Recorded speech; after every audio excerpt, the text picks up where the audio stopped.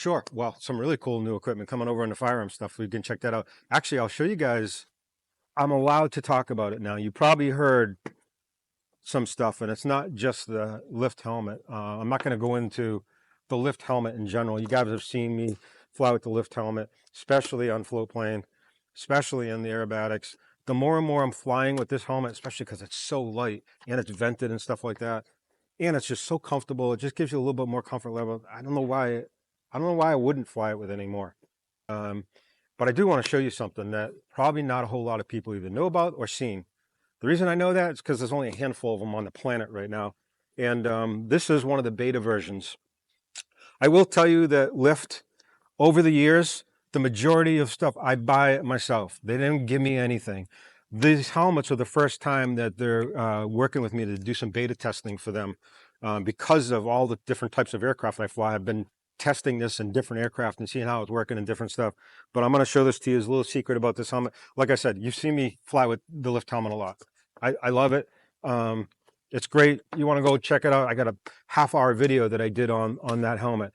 This helmet is something special. Looks the same, right? Pretty close, except the visor is a little bit of a different color and stuff.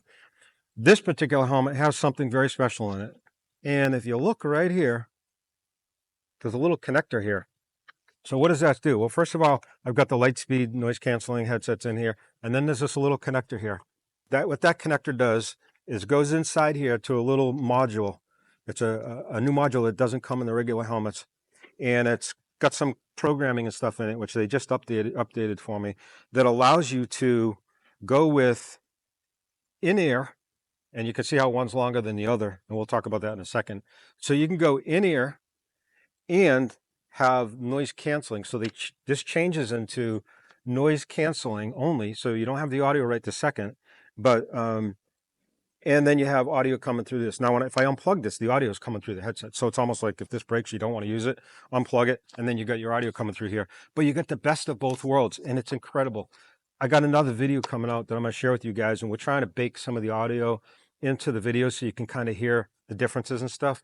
But to have this really good quality in your ear, really comfortable, and noise canceling on the outside, it's really a game changer. I mean, first of all, if you go watch my video on the helmet, I thought this helmet was one of the first. Look, I'm holding this. See how light that is?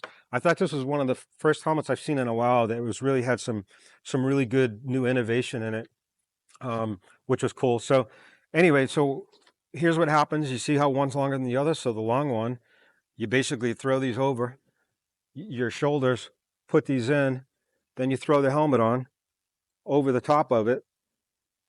Then you just reach back and pop that in there just like that. And then you've got that new technology. Now, at first, I was a little worried when I heard about this. And I said, oh, you guys got to get me that. I definitely want to try that. I was a little worried because I'm an old school pilot. I want to hear the plane. I want to hear the engines and stuff. And I was a little worried that, wow, is it going to really be that quiet? You know, it got a lot quieter, but I don't know how they did it, but you could still hear the important parts of the airplane, but it wasn't overwhelming, and wind and all kinds of stuff going on. You could still get a feel for the engine and stuff. So I'm hoping there's a way we can bake that audio in for you guys to hear that. I'm hoping the team can do that. We're working on it, but you can't buy these yet. They're not on the website at Lyft, but I would put this on your calendar. And if you're into helmets, or if you're not in the helmets and you're flying bush flying or seaplane or carbon cubs or off country, any of that, man, just go try it. I mean, it's just once you start flying with these, you won't not want to fly with it again. But put this on your calendar, because as soon as they come out, get them. I know when these first came out, they were hard to get just by themselves. This is a game changer. So check that out. So that's one thing. Also new equipment. Yeah, we put a new Molly panel in the Carbon Cub. Well, actually, you know what? When we do, if we're going to do an EDC video for you guys, the everyday carry, it's basically, you know, everything from our firearms to what we carry on, you know, our flashlights and all that kind of stuff. But more importantly, it's what we carry in the plane, what we do when we fly.